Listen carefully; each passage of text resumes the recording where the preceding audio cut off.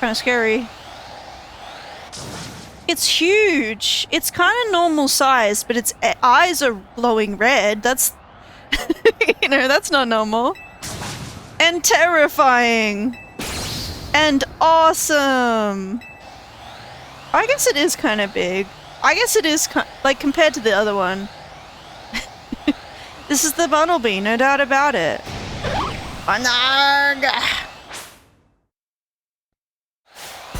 You got into a battle with the wild Bumblebee, did I?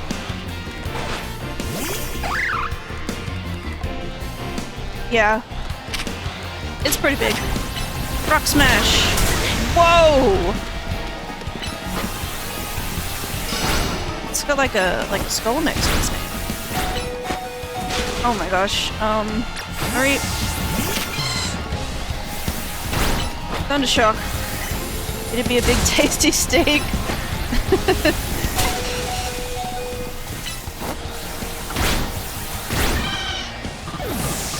Routes. Charming voice.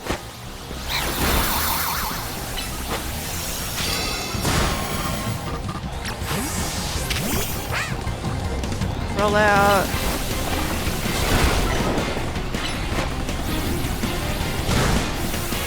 Hi Comet, how's it going? Hi, welcome to the stream. It's going alright. We're getting by. We managed to get to the point where we can do fashion. Kind of struggling against this boss fight, I guess it is. But I think my Tepig's got this. Never mind. I think my Routes has got this. We love the fashion. I'm so glad fashion's back in Pokemon. I think my Spupa's got this. Cackle. God. Protect. Go. Oh my gosh. It won't go down. I think it's fun that it's in colors too. Yeah, I liked X and Y. Oh. I'll catch it, why not? I already have a Bumblebee, but my first Pokemon game was Pokemon Y. Yeah, Pokemon Y, it wasn't my first Pokemon game, but it was the first Pokemon game that I bought day one. Like, I think my first Pokemon game was Diamond. But yeah, I did really like Pokemon Y. I'm super excited to get into ZA. Yeah, have you got it? Have you started playing it? Wait, no. I think I've seen you play it, right? I don't remember. No, I'm thinking of someone else. No, I rated into you playing Resident Evil. Yeah. You haven't got it yet. Cool. Yeah. I remember now. The Siren PNG tuber. I love it. I love your Siren PNG tuber. Well, yeah, I'm enjoying the game so far, but it is very hand-holdy. And I'm hoping it's just at the start, like maybe it's just got a really long tutorial, but it may just be that it's very hand-holdy. So we're trying to determine that. We're at this part of the game where about 3 hours into it, it's like, here are side missions, do 3 side missions and then come back.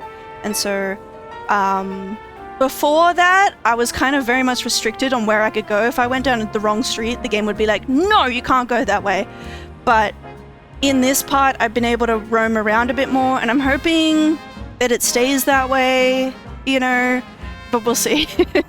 Watching you in action reminded me of something, actually. A long time ago, in some region whose name I forgot, people used to live in fear of these giant, ferocious Pokemon with glowing eyes. I hear those Pokemon were called Alphas. I wonder how it is that a Pokemon like that showed up in modern-day Lemieux. Couldn't begin to guess. The start of Pokemon games have been so annoyingly long in the last few games, though. Exactly, I feel like it gets worse every generation. I don't understand, like... I definitely feel like Pokemon Y, I think I said this yesterday when I started playing this, Pokemon X and Y, it was like I really enjoy those games, I do, but they were like the start of the annoying, like, hand-holdy beginnings, because I feel like the start of X and Y was pretty long and railroady, but at least you did get into it eventually. And also, X and Y has the issue of, like, when you get to Lumiose City, the game is like, no, you can't go that way. There's construction. You know, you have to wait until you finish more of the story, and that's annoying. It's like you've got me at this big city. Let me roam around, right? Yes, OMG. I've gone back to and played the older games, and they're so much shorter when it comes to tutorials. Yeah, I feel like most of the older games, like I feel like Diamond, right? Diamond was the first game I played, and it's like you start the game, you're introduced to your rival. It's like your rival is like, okay, we want to go over here. Oh, there's Pokemon, there's wild Pokemon. You gotta pick your starter, you pick it. And then it's like, okay, and then it's, you do the whole thing with the Pokemon presser where it's like, yep, you can do this via, you know, here's the Pokedex. And then it's like, let me teach you how to catch Pokemon. And then that's it, that's the end of the tutorial, right? Lumiose is so disappointing in Pokemon Y. True. The fashion was on point though. I love the fashion. And I'm so glad fashion's back. I know fashion was in Sun and Moon, but I didn't play Sun and Moon all the way through. I got like part way through and I was like, oh, I'm tired of this. Well, either way, you really came through. Emma clearly has an eye for hiring help. Is someone like you looking out for Lumiose? We'll be fine, even if more alphas show up, eh? Okay. Job done. You've handled every side mission from Emma. Head back to the Looker Bureau and let her know. So this is the part I'm worried about. I'm worried that if we go back, the game is going to be like, okay, back on the rails. I played Sun and Moon, but the fashion was never something I could super get into because it wasn't as good. It wasn't. It definitely wasn't. I remember when Pokemon X and Y came out, right? And then Alpha Sapphire Omega Ruby came out, and the complaint was like, hey, how come there isn't fashion in this? And they were like, oh, well, it's a, you know, Paris, like, cause these games are like Paris, France, themed. It's like, oh, it's gonna be exclusive to this region. I feel like everyone complained about that, and that's why they put it in Sun and Moon, but it was like, maybe more of a last minute thing. I gotta get myself to a Pokemon Center. Ew, what's that? Let's, I have to look into actually buying this game for the fashion. Have a couple Australian friends. I love the accent. I didn't realize how, like, prominent my Australian accent actually was until I started streaming, honestly. I don't know. I feel like as an Australian, you can, like, watch the news and be like, wow, this guy is so Australian, right? But when I started streaming, and obviously it records my voice, and then I watch back my own videos, I'm like, oh my god, she's so Australian. How does she talk like that? I have had, like, I have had people in real life tease me because I say norther. especially if I'm stressed, it's like, no.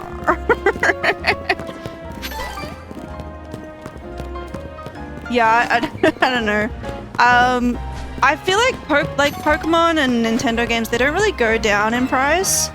But if you can try and get yourself a deal, that's what I would do for this game. I don't think it's like really worth it full price, but you know, you may not be able to get it cheaper.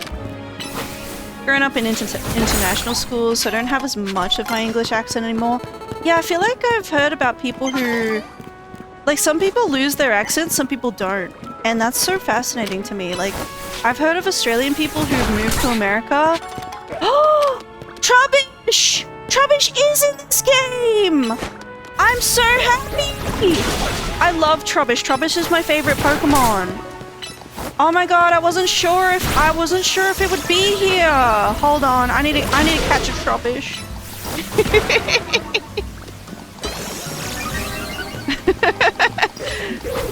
It's coming back and people here can't understand me anymore. Oh, your accent. My family is from Liverpool, so I had to stop using my accent.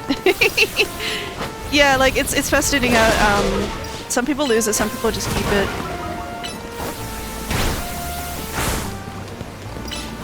If this game has Litwick, I'm happy. Yeah, like, I'm not sure what Pokemon this game has, and I was not expecting Trubbish to be in this game because it hasn't been in the other modern Pokemon games. But I love Trubbish. And it's a female Trubbish too, that's so fun. Okay. Okay.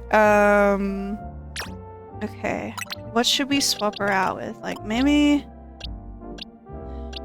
the Skidoo for now.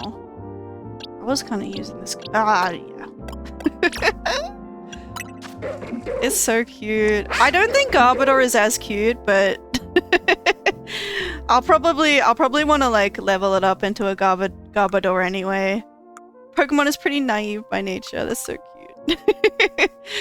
I also speak 4 languages, so I lost my accent because of that. That's crazy. Like, that's awesome. I wish I could speak other languages, but I can't. Garbodor is such a goober, though. Yeah, it's not as cute, but it's alright. I think in school, I did Indonesian, but I wouldn't say I don't even remember. But this was ages ago, so that's the only knowledge I have. Alright, let me go back to the Pokemon Center. Should I put my Garbodor in slot 1? I mean, my Trubbish. I have a friend who's obsessed in all the like Southeast Asian languages. Yeah, that's like nuts. Like I envy people who have the talent or dedication to learn other languages. I don't think I do. I think I did pretty well in Indonesian in school, but I had to like drop that class because of my attendance. Like, I was doing pretty well despite not attending very much, but it's, you know, there are some things that you need to attend to learn, right? She is Malay, speaks some Thai, Indonesian, some of the that I can't even remember. I think Indonesian and Malaysian are very similar languages. Like, they're very similar. Yeah, this was ages ago now, but I was going through stuff in year 12, so I had to drop some classes that were like time consuming, you know, like math, for example. I went down to general math after doing math methods, and honestly, I don't think the school should have let people do math methods without general math, because math methods and general math were like completely different math. I just did it because it was like, oh, it's the harder math for the smarter kids, but it's like, no, it's like general math is like practical math that you would actually use in your day-to-day, whereas math methods was like more technical math that is more specialized, I guess. I found Chinese easiest to learn because I live here. Welsh was from my granddad, then Spanish was the one I learned in school, but I've had to drop it for A-levels. We have math and further math, and further math is definitely for the higher math. Yeah, I don't know if you can hear me right now because we're in the ad break, but the way it was in my school, and this was over 10 years ago now, because as I was saying before, I'm 29. This was like, I don't even remember, but it was like math methods. You couldn't just coast. You couldn't just coast. You had to be there to learn the formulas, and I wasn't there, so I dropped down to general math. But then I was like, damn, I should have been doing this the whole time anyway, because they're kind of different things, and it's useful to know both if you had the time. Someone with ADHD, shiny is distracting. Absolutely. I'll be like, oh, okay, I've got to go to the exclamation mark, but then I'll be like, wait, there's an item over there. It's fair, you know, I could get to uni, hate it, and just drop out. Yeah. For me, I felt like in my, you know, final year of high school, I was really pressured by the teachers and stuff. I was really pressured, like, you have to choose, you have to go to uni. And so I felt like I chose the wrong thing. And it wasn't good, so Yeah, if you're like really set on lore for a reason, like if you know what you want to do, it's a good idea. But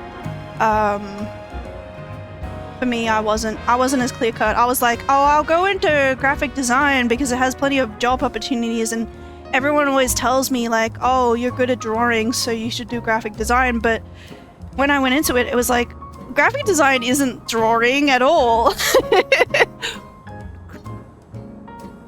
It was not what I wanted to do.